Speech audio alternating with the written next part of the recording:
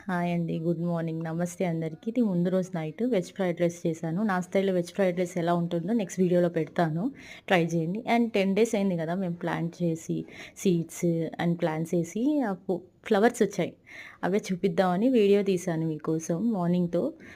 ఇది పక్క రోజు మార్నింగ్ అనమాట. రోసెస్ వచ్చాయి. అండ్ మేథి ఏసాను కదా! కొంచెం ప్లాంట్స్ పెద్దగా అయ్యాయి.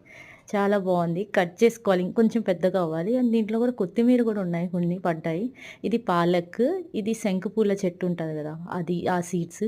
ఇది తోటకూర. వచ్చాయి బాగానే, బాగొచ్చాయి. ఇది కూడా తోటకూరే. చాలా బావుంది. ఇంకా టైం పడతది పెద్దగా అవ్వడానికి. ఇది పాలకే. అండ్ ఇది వంకాయ చెట్లేసాం. అది సీడ్స్ ఏసాం. ఇంకా రాలేదు. టైం పడుతుందేమో వింటర్ కదా! ఇది కొత్తిమీర ఏసాము. ఇది తులసి చెట్టు. కింద కూడా తులసి చెట్లు చిన్న చిన్న ప్లాంట్స్ వచ్చాయి. చూద్దాం వస్తే మంచిది. ఇంకా ఈరోజు మేము లేడీస్ ఫింగర్ ఏసినాం. మా హస్బెండ్ గారు నానబెట్టారు. చూడాలి. బాయ్.